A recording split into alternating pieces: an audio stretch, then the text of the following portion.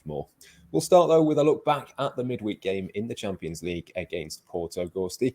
Liverpool didn't need to win it. They did win it, but perhaps the biggest thing from that game was that it doesn't appear that Liverpool have got any more injury concerns.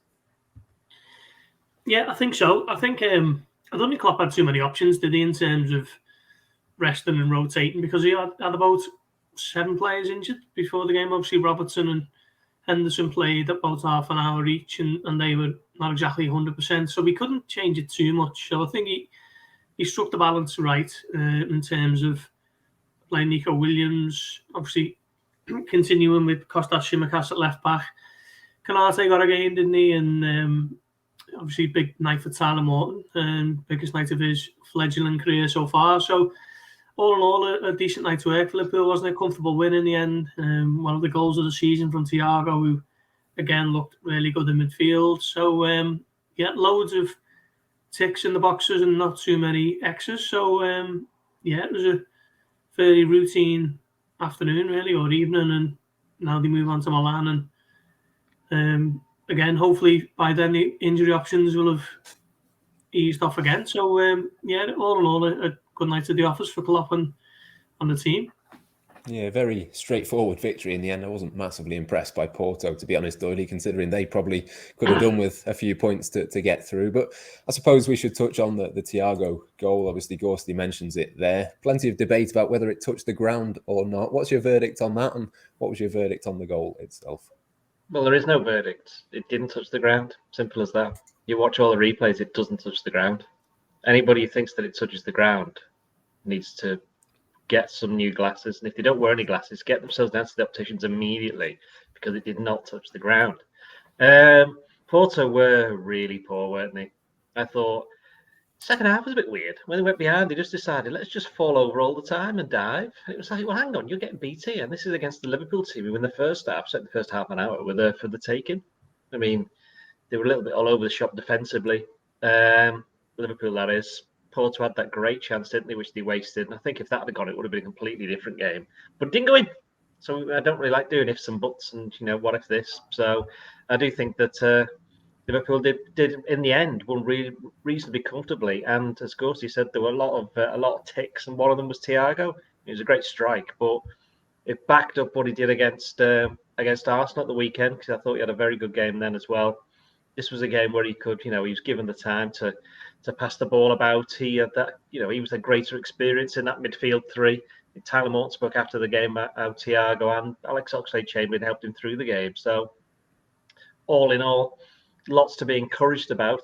Thiago himself will be interesting to see. I know we'll get into our team selector in a bit. Interesting to see whether he plays against Southampton on Saturday. But that said, Klopp in his press conference did say that, well, there's a reason we took him off. When we took him off was to make sure he didn't get overly tired. That was only his fourth start of the season. He missed most of the summer, didn't he? He was away for the Euros and then came back with an injury. And then he got injured again after a couple of games into the season with a calf problem. So I wouldn't say he's got a lot of catching up to do, but in terms of his rhythm, I think that's what he needs. And, he'll play some points on Saturday. And if he plays like he's done in the last couple of games, Liverpool will be all the better for it. Yeah, it's maybe a bit strong, Theo, to say it's a turning point or anything like that for him, because we know the quality that Thiago has got, but it does kind of feel like if he can stay fit over the next few weeks, there's going to be loads and loads of games. Doyley there mentions the fact that he needs rhythm to get up to speed and be at his best. It kind of feels like a good time for him to really kick on in his Liverpool career. Yeah, but that's the same for most of Liverpool's midfield options, that you have these injury doubts over. Like, we've done these podcasts and we've said the same about Naby Keita, we've said the same about Oxlade-Chamberlain. You give them a run of games and they find that rhythm and they can prove their quality again. And then more times than not, they've been getting injuries and those doubts re-emerge. It is just a case of them staying fit. Liverpool have been starved of these midfield options so far this season, and apart from Elliott and perhaps Jones, they seem to be coming back at the right time, the more senior ones especially. And when we know how busy this festive period is going to be, good timing for it as well. But then you've had these doubts over Keita and Oxlade-Chamberlain, and they've stood up this season. When they've played and when they've been fit, they've done their job. And Thiago as well, we know that he's one of his finest midfielders of his generation. He just needs to be able to do it more consistently without the injuries. He's had these setbacks throughout his career at Bayern Munich as well, when he wasn't necessarily being able to play 30, 40 games a season every year. But Liverpool have got a number of options, so he doesn't need to start every game. It's just about managing him and getting him in the right sort of fixtures. The last couple have suited him perfectly. He's been able to get on the ball, dictate the play, and show why Jurgen Klopp is such a big fan and wanted to sign him in the first place. He can be a game-changing midfielder. Like, there's not many in the Liverpool squad who would have been able to watch that ball as well as he did and put it exactly where he put it, in the bottom corner. Like, you knew what he wanted to do as soon as that ball was coming back to him. The surprise was it actually happening. And then you think, hang on, this is Thiago. Of course he can do that. We've seen what he can do with the ball every week when he does play, when the training videos get released. He is such a gifted player.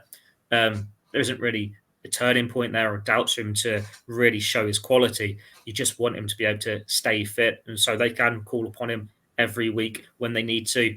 But yeah, there's a few players like this in the Liverpool midfield especially who so far just haven't been able to be available week in, week out. Yeah, it certainly feels like an important period for Thiago the next few weeks. Alongside him, Ghost, you mentioned Tyler Morton before. I was really, really impressed with the maturity of his performance to come into a Champions League game, albeit Porto weren't brilliant. But even so, on that kind of stage to perform like that, I think it just proves really and underlines the fact he's got a big future ahead of him. Yeah, there was two things he did really well. There was one where he cut out it was an interception, wasn't it, to stop the cutback, which would have been almost a certain goal for Porto in the first half. And then in the second half, it was the pass for Salah, who basically got Liverpool up the pitch. He played the 1-2 with Henderson, and Liverpool were 2-0 up and game, set and match. So, in between those two big moments, I thought he was very neat and tidy, and Mike's getting stuck in, wasn't overawed by the magnitude of the game. This is a kid who's only played, junior football up until this season, hasn't he? Thought he'd come on really well against Norwich in the Carabao Cup, and then kind of held down the middle of the pitch against Preston really well when Curtis Jones and Oxlade-Chamberlain went foraging around the rest of the pitch. But against Porto in the Champions League, it was obviously a massive step up, and he didn't look phased, did he? So, it looks like Liverpool might have another one in the hands. He's only 19, so they're not going to be putting too much pressure on him or anything like that. But just if he can have a season of this type of night, just little cameos here and there, and just kind of showing what he can do when it's asked of him. And as long as Liverpool stay in that Carabao Cup, he's going to get more and more minutes on the pitch. So they'll be able to reflect on a really good week for him, and we'll just go from strength to strength, and we'll see how he gets on. But certainly, from what we've seen so far, someone who isn't going to be daunted by the task of playing in a Liverpool midfield. Yeah, certainly promising signs for him. You've seen a fair bit of him at the academy for the youth teams. He often plays a bit of a different role, actually, slightly further up the pitch as a number 8 rather than a number 6. Do you think there's a best position for him moving forward, or is it just a case of he take the minutes and take the chances whenever he can, and it doesn't particularly matter which role he has? The very fact that he's on the pitch for Liverpool at senior level is just a huge thing in itself. Well, if you're a youngster, as you just said, you just want to be on the pitch. You're not really that fussed where you're playing. It's a little bit later down the line where you go, well, I'd rather be playing in X position or Y position, because you feel as though you can have a greater chance of actually making an impact and justifying what you believe your talents are. But with Tyler, you're right. He having seen him play quite a bit at the thing is, it was only a year ago. I think it was about just over a year ago that he made his debut for the under-23s, which isn't that long ago.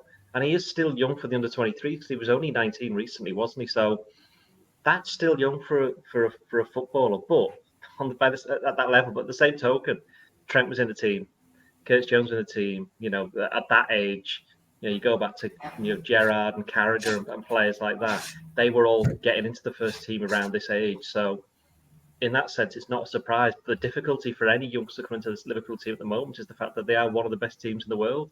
So if you're coming in, you've got to be really good. And I think, as you know, for quite some time, Liverpool have, without ever really mentioning too much, you can kind of get it when you go down the academy for you spend a bit of time down there, you kind of get an idea of some of the players that they're quite fancy. And Tyler Morton's definitely been one of them. They think that, maybe his best position is a bit further forward. I must admit, I'm surprised seeing him playing quite so well as he is doing in that defensive midfield role. Although technically it's not quite the same as like a Fabinho role. He's not quite that pure a defensive midfield. I think that when he's been playing, the midfield's been shuffled around a little bit to kind of help him out in that sense. But overall, he's somebody who I think personally he's more of a Jordan Henderson type of midfielder in the sense that he can do like a bit of everything. He can do. Whereas you look at someone like Steven Gerrard and you go, quite clearly he's a lot better going forward than he is defensively, even though he did play, right back for half a Champions League final. But you knew that his best position where he needed to be was further up the field. I think with Tyler, he could play anywhere in that engine room. I do think, though, if he gets an opportunity, certainly later in the season, or possibly in the next few weeks, as Ghosty said, if they get through in that Carabao Cup, you think he'd be playing against Leicester. If they get through, there's a two-legged semi-final in January where Salah, Mane and Keita aren't going to be around. So that'll be very interesting to see where he ends up playing there, how seriously Liverpool take it. It's a bit further down the line, but if they can get him playing a little bit further upfield, he'll be able to maybe see what he's all about. But for him at the moment, that position is perhaps easier because you perhaps don't have to get the same relationships with the players quite as far in front. But as we know with Liverpool, it's all about building those relationships. From that position, he can rely a little bit more on his midfielders, just give the ball to Thiago, Oxlade-Chamberlain, whoever's playing with him, and then they can do the rest. But as Ghosty said, he's got that range of passing, and he put that great, long field pass over the top for Salah to chase, and ultimately that led to the second.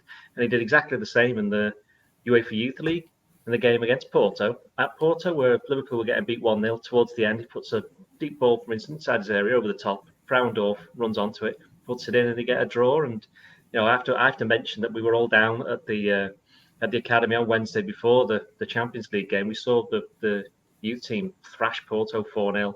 Very good performance, and they've given themselves a great chance of getting through to the knockout stage of that competition as well.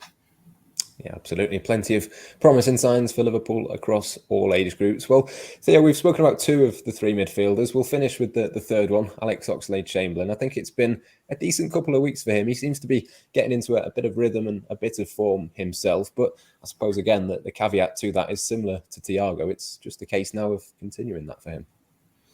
Yeah, he's had a good start to the season. I think he's the only one of Liverpool's midfielders to not have actually picked up an injury yet. Touch wood, that stays the same. The only game he missed was when his partner gave birth, so he had to be there for that. But yeah, he's had a few games now, starting games in a row, and we're starting to see the old Alex Oxlade-Chamberlain again. Not everything he's trying is coming off, but there's that hard work there. He's pressing defenders. He's winning the ball back. He's got that urgency about him to bring the ball forward from midfield, try and create something, whether it's a shot on goal or link up with the other players ahead of him. And he's managed to fill that gap on the right-hand side, linking up with Salah and linking up with Trent. It suits him, doesn't it? Because he's played out wide himself, both as a wing-back and as in a front three. And he is a player, if he can stay fit, will be important for Liverpool this season.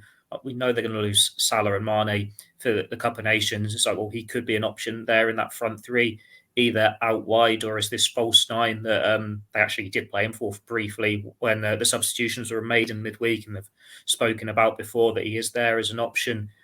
He is a talented player. We've seen it before. He just needs to get this run of games. And he's unfortunate that with the injuries he picks up, it's not the same as Naby Keita, where it is just a setback. These small little niggles that keep him out for a few weeks every so often. When he seems to get an injury, it's one that will keep him out for a few months. And he's had 2 or 3 in his Liverpool career. And when they come about, he's then on the sidelines and it's hard to get back in.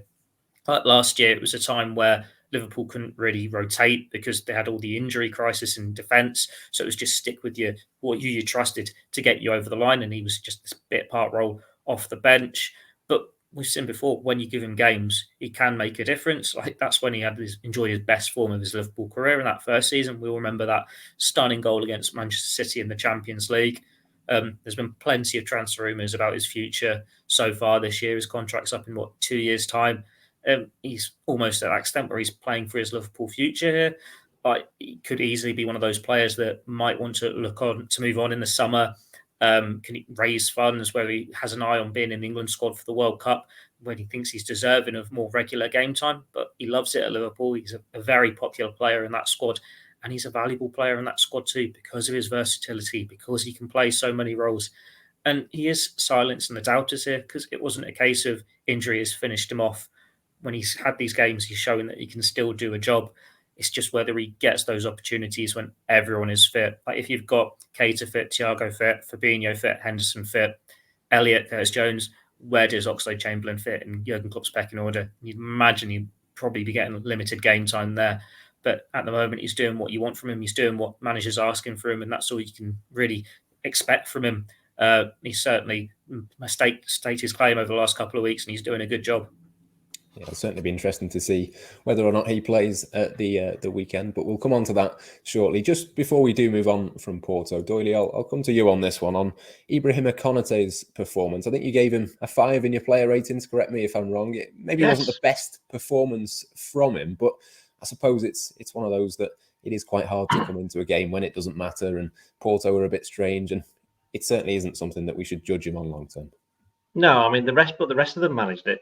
Just he didn't. So that was one of those. So I mean, I got quite a bit of abuse from a certain section of the fan base for giving him a 5 and suggesting that his performance is perhaps why we haven't seen quite so much from him this season, which I think is fair enough. It's not my fault that my stuff gets taken out of context by other websites.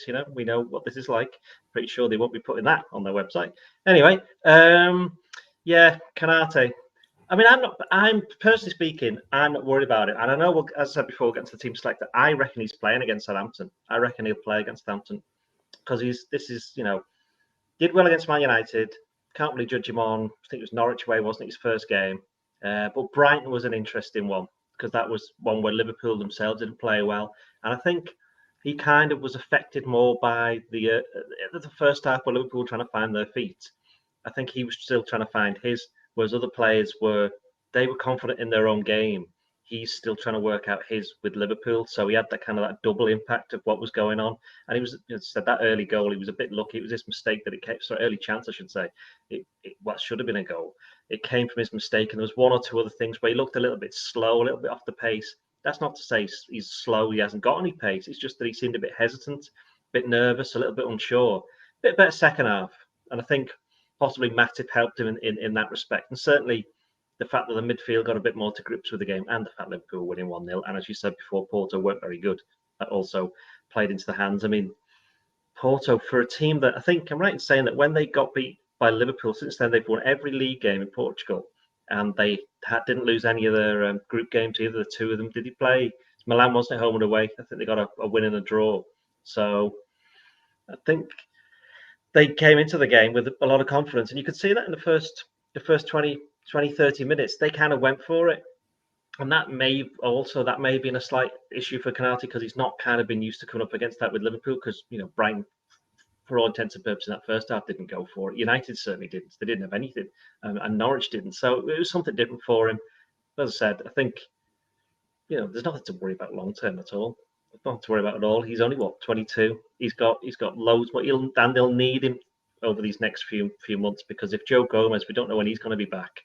Nat Phillips isn't getting much of a look in, so it does look as though the 3 defenders at the moment are going to be on rotation: are Konaté, Matip, and Van Dijk. So, Matip isn't going to play 3 games in a week, I don't think. Van Dijk, they're trying to make sure that he doesn't either, or certainly limit them.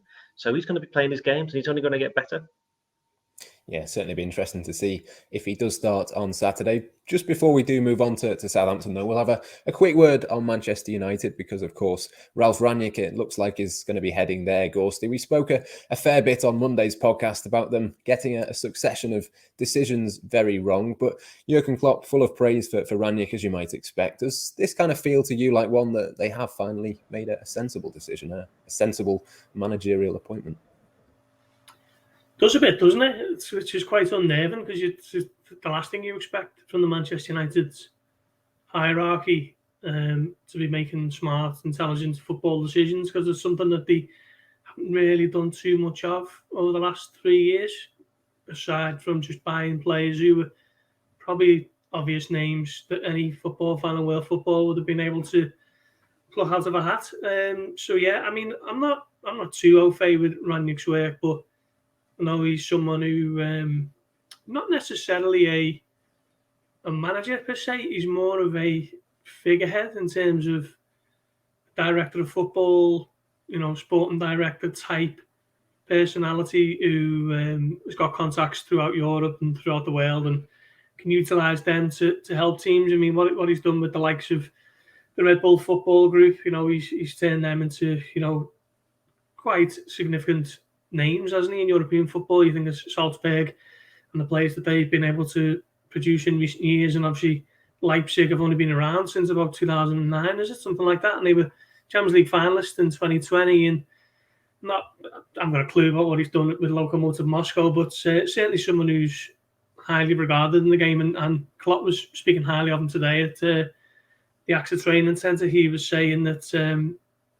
he's someone who is very committed to the pressing style, and he was one of the early kind of people who were pushing this idea of pressing as a group, and it's very much a tactic that he likes to work with. And if you look at United, that's something that they certainly need to improve on. It's not going to happen overnight because it just doesn't work like that, does it? But certainly, teams are playing through United at will, certainly through the midfield, and you've got the likes of Ronaldo not really closing down and pressing from the front, and that has been one of the issues that they've had to wrestle with all season. So let's see how he gets on. It will take him a while to get up and running, but certainly a step in the right direction as far as United are concerned. And I was a bit surprised by it, to be honest, because I just expected them to do something silly and just bring in a name for a name's sake, as they tend to do more often than not these days. Yeah, it'll certainly be interesting to see how Cristiano Ronaldo gets on in a high-intensity, high-pressing environment, Theo. But as Gorsty said, it will take a bit of time for Ranić to get his players up to speed with what he wants to do. How much of a difference do you think this will make this season for Manchester United? Do they suddenly become a threat at the top, or is it just a case of pretty much they'll carry on as they are for the time being and just sort of see where things stand? No, not really worried about this little club in Manchester, to be honest. It's an interim manager, isn't it? It's only a few months he's going to be in charge. It's steadying the ship, and then you'd imagine they're going to go for a bigger appointment. I think they were saying that he might be a consultant for them for 2 years after that. That was part of the deal that he's supposedly signing. Yes, he'll steady the ship. I suppose it's similar to Guus Hiddink when he had his couple of spells as interim at Chelsea. We think that's a respectable name. He's got a good CV. And he does better than his predecessor, but it's not really taking him on to that next level. It's just making sure they don't miss out on Champions League football before passing on the baton. You'd imagine the players are going to respond to his methods a bit better than they did with Solskjaer, and it should be enough for him to get into Champions League. But if you're looking at managerial appointments this year and the names of managers, I'd be more concerned by Conte than I would by this one. It's just, even looking at his CV, hasn't got that pedigree of winning trophies at elite clubs. Yet he's done brilliant work wherever he's been. Leipzig, with Hanover, I think when Klopp was saying he was challenging against him for a promotion when they're at Mainz, Schalke getting into the Champions League, clubs like this. But if you're that successful a manager in Germany, normally you either get the Bayern Munich job or you get the Germany job. He's not had either. So is he perhaps not this complete elite manager that you think will be competing with a Tuchel, with a Guardiola, with a Klopp? But Manchester United aren't competing with these three at the moment. They're not going to be competing with them this season. They're too far behind already. For them, it is just a case of getting into the top four, maybe having a decent run in Champions League. Now they've got through to the knockout stages, having a go of the FA Cup. But yeah, it's going to take them a while to get things right. Like we thought Van Gaal might have been a good appointment, or Mourinho might have been a good appointment. That didn't work out brilliantly for them. It's just they need a long time to settle down and to take these new steps. And Cristiano Ronaldo up front, that was Solskjaer's undoing. He had this plan in place with Cavani, with Sancho, Greenwood and all this, and then you put Ronaldo in it and just went across that whole thinking. So to get a manager that's going to get him to fit into this or be bold enough to go, actually, I don't want to start you, you're just going to be on the bench. It's a big ask for anyone. He is just the substitute teacher for a few months until they can go for Pochettino, wherever it is in the summer. But then if he does well enough to actually get the job on a permanent basis, well, then they're in a mess again because they've been backed into a corner when that wasn't really the decision they wanted to do. Theo's just absolutely destroyed Ralph Rangnick today. Yeah, absolutely no chance that one's a success, according to Theo. But another link with the Red Bull group is Ralph Hasenhüttl. I believe he was at Leipzig a few years ago, Doyley. We'll come on to discuss Southampton next, of course, Liverpool's next opponents. They've already taken a point away from home at Manchester City earlier this season. I think they took Chelsea to penalties in one of the cup competitions as well. So it's not going to be easy, but Liverpool really should be winning this one. Well, Southampton drew at home to United, and they played Chelsea in the league, and it was 1-1 until they had a player sent off that was at Stamford Bridge as well. So Chelsea got a bit lucky there and got a bit lucky in the League Cup, which has kind of been a running theme for them this season, to be honest. But that's another point entirely. But Southampton, yeah, actually, they're a weird team, aren't they? I think they're better than the results suggest. And whenever they play Liverpool, they always seem to like take it up a notch. I think Hassan Hootel, I think he loves coming up against Klopp. I mean, we saw what happened last time when they played each other at Southampton last year, where he was in tears after the game because they'd won 1-0. To be fair, I was in tears after the game because it was so cold. That was what a bad memory that was. Anyway, they waited for me to finish, then they turned the lights out. They said, "Are you the last one there?" I was like, "Yeah." Anyway, back to the game in hand. I think with Southampton, they are kind of like, the best way of describing them is like they are like a mini Liverpool, a lesser Liverpool. They want to play the game the same way as Liverpool, but they know quite well they haven't got the same caliber of players, so they know they can't quite do it. So they kind of come up with some kind of hybrid version of it, And I know we were talking just before the podcast about the like top four at one stage last season, and they got beat 9-0, and they looked like they were going down, and then they put some results together, and then they're all right again. And I think that's just the kind of team Southampton are, and I think they have been that forever, haven't they? That's their level.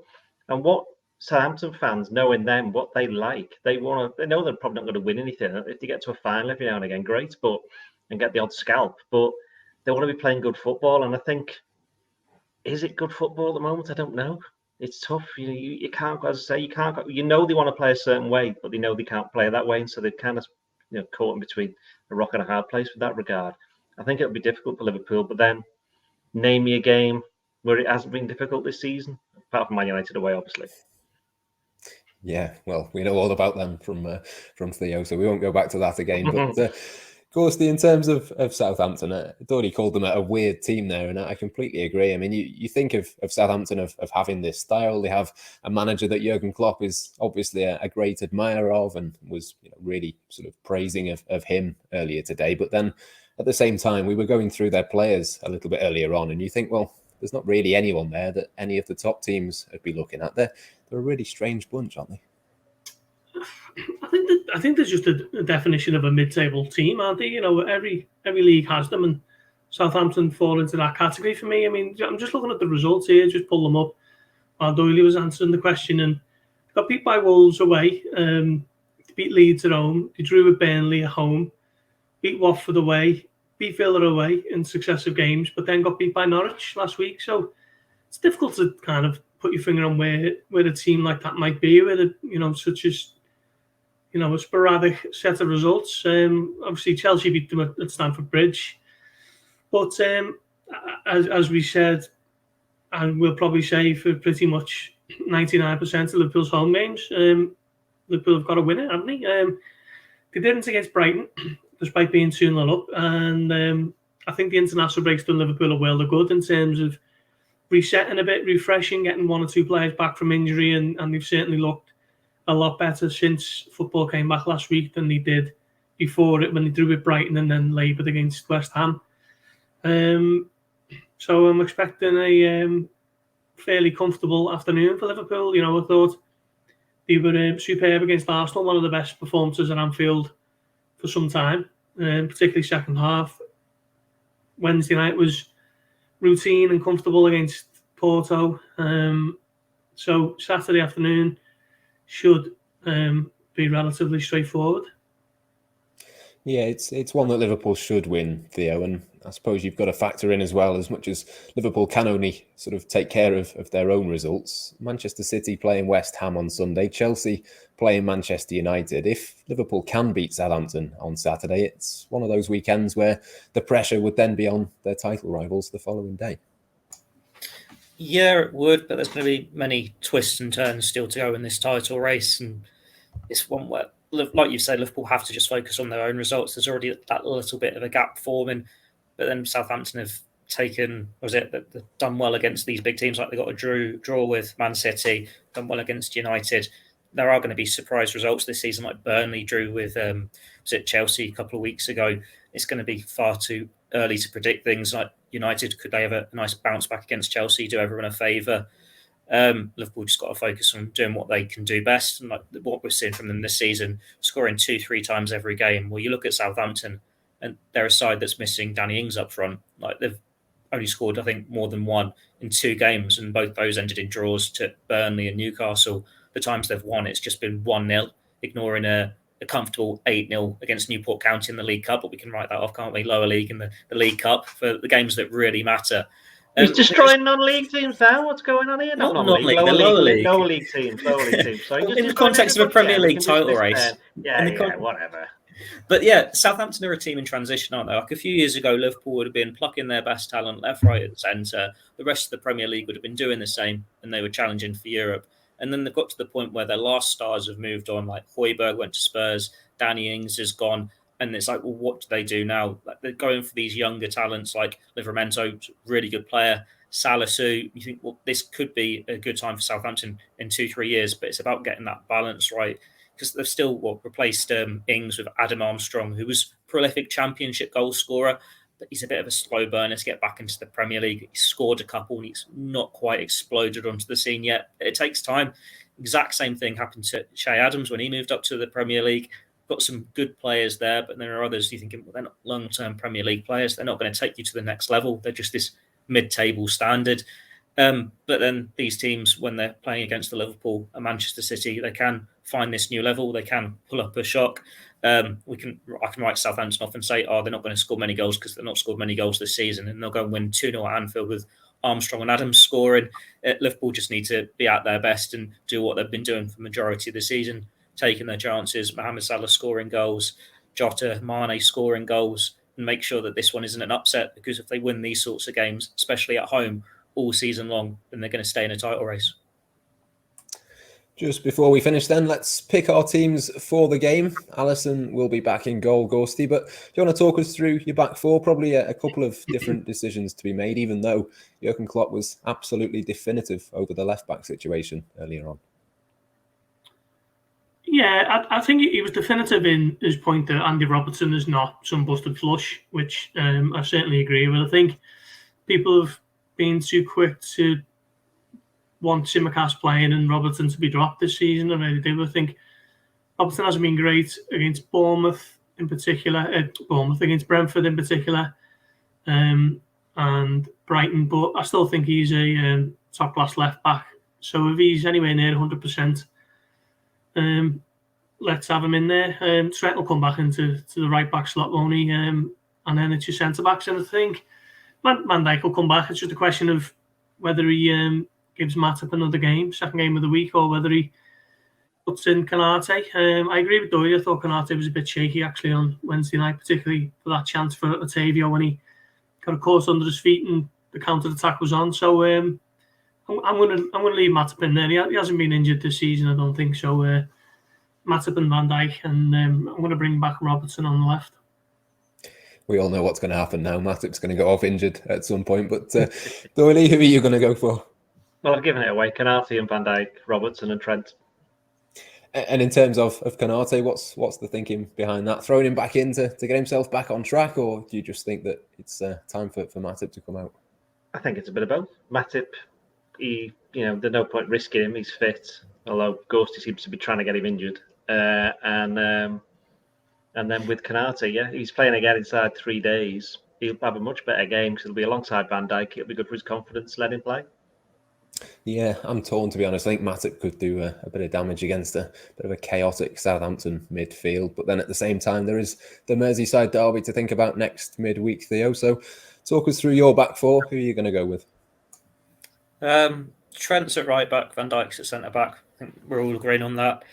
I'm leaning, I think, towards Konate. He's got a bit more pace about him, and I feel a bit more comfortable with Matip in the derby at Goodison. But then Matip always seems to come off injured at Goodison. So maybe we're setting him up for a fall in one of these two games anyway. And then, it'll be Robertson at left back. It's been hard for him this season, but it's important to remember that part of that was coming back to pre-season late after the Euros, and then he got an injury on the eve of the season. He's almost been playing catch-up the whole time. He's not had a moment to catch his breath and find some form because they haven't really been able to train much because it has been these 2 games a week every week. Tsimikas has done brilliantly, And that's all you can ask from him, all you can expect from him. Jurgen Klopp's obviously saying, thank God we've got this option when Liverpool haven't had it in the past. But there is going to be a time when Robertson is back to his very best.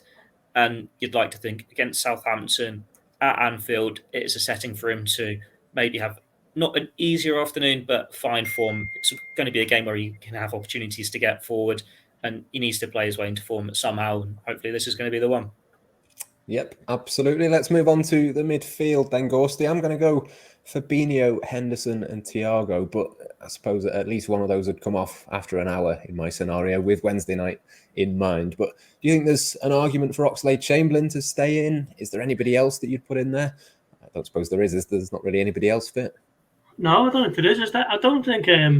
I think the only thing that would keep Oxlade-Chamberlain out is the fact that he's played a lot of football for someone who typically doesn't. But I also think that it's been too long that Liverpool fans haven't been able to see what many would suggest is their best midfield on paper. Thiago, Fabinho and Henderson. I think that they've only started 2 games together, possibly 3. Certainly nowhere near as many as you would have thought when Thiago signed. So, let's go with that as a 3. And then if needed, maybe Henderson or Thiago can have a little bit of a rest for Oxlade-Chamberlain. But, I'm going with you, Matt. Same midfield 3. Yeah, Fabinho and Henderson seem almost certain to start, Doherty, given that they didn't start on Wednesday. But are you going to go with Thiago as well, or what's your thinking for this one? Fabinho, Thiago, Oxlade-Chamberlain. Interesting. Because saving Thiago for Wednesday? No, Thiago's playing. Sorry. It's Henderson that's been then kept out, yeah. I think Oxlade-Chamberlain obviously used to play for Southampton, so I think he'll be quite keen to play. So I think, you have to sometimes bear that in mind. He'll be desperate to get a game in there. I think if it doesn't go particularly well, don't forget there's Milner. I know he's only just come back, but he booked himself a midweek off, saving himself a trip to Milan towards the end of the game. He knew exactly what he was doing there, didn't he? He's not soft. Like he must have been before then. He must have been just gone, I don't really like it that much, and just gone, can't be bothered. But yeah, I think we'll probably see Milner at some point. I wouldn't, I don't want to get too far, but I wouldn't be surprised if Milner played in the derby either. But, we'll deal with that next week. But for the moment, I'm going to go with Fabinho, Thiago, Oxlade-Chamberlain.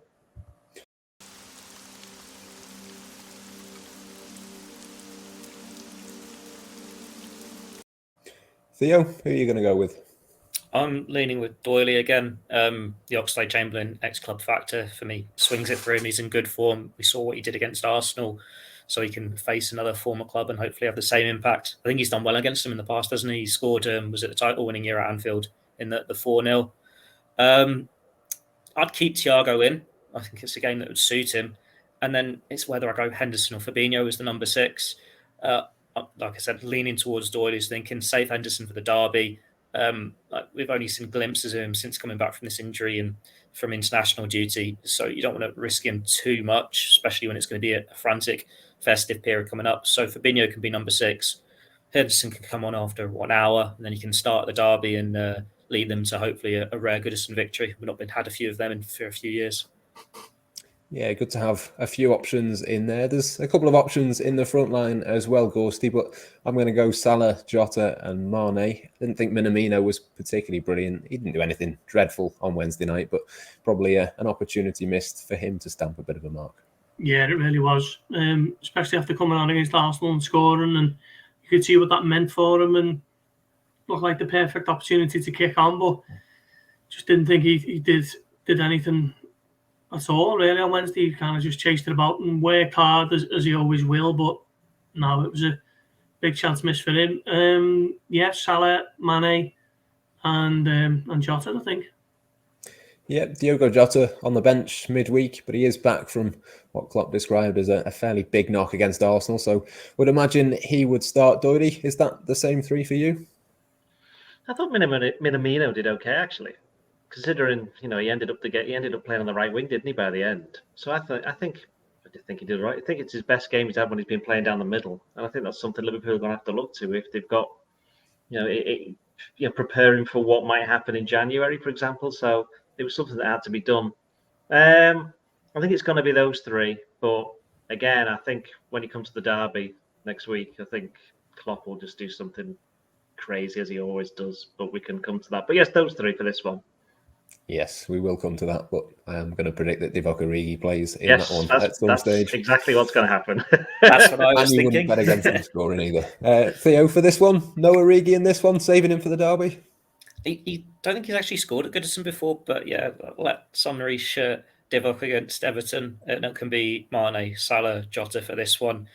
I don't think Minamino did too bad. You'd like to see him get a goal to his name. It was an opportunity for him, but he's playing a lot of different positions when he's coming on for Liverpool. At least he's making an impact. He had a few runs down the wing where he was winning corners or getting crosses in. It'll be needed in January, and it's just about getting him and Origi minutes as they go along ahead for January. But this isn't going to be one of them. You've got Salah fit, you've got Mane fit, you've got Jota fit. Start the three of them and get the job done. Yep. Yes, indeed. Get the job done, then make a few changes ahead of Wednesday. That will be the idea for Liverpool. I'm going to predict a 3-0 victory, so I think it might just about happen as well. Gorsty, how do you reckon it might play out? Yeah, I think it might be a fairly comfortable afternoon. 3-1. 3-1. Doyley, are you equally as positive? You just said then that you predict a 3-0 victory and you think it might just about happen. It's like, well, surely all of your predictions you think are happen, because why would you be predicting them then? No, what I meant might happen was what I said before. That was that they'd go a couple of goals up and be able to make changes. All right. Okay. Fair enough. Yeah, you just dug yourself out of that one. I think 2-0. 2-0, but it will be tougher than people are thinking. 2-0. Theo, are you also going for a 2-goal victory? Well, I was thinking 3-0 and then you said it, and I was thinking 3-1 and Gorsty said it, and I was thinking 2-0 and Doyley said it. So, for the sake of variety, should I just bring 7-1 back? That's been done against Southampton before, hasn't it? What about the famous Christian Walsh 8-0 against Sunderland shout from many years ago? Which, a famous prediction there. That, funny enough, that wasn't correct. I will stick with a 3-0. Oh, I thought you were going to go for a 7-1 there. Never mind. Well, on that note, we will finish the podcast. Thank you very much to Paul, to Ian, and to Theo for joining me. We'll have all of the coverage across the Echo, Liverpool.com, and Blood Red over the next couple of days. We'll be back on Monday, as we said, as well, to preview the Merseyside derby. And until then, it's goodbye for now. Reach the slopes. Don't give up hope. Ride the ski lift chair in fresh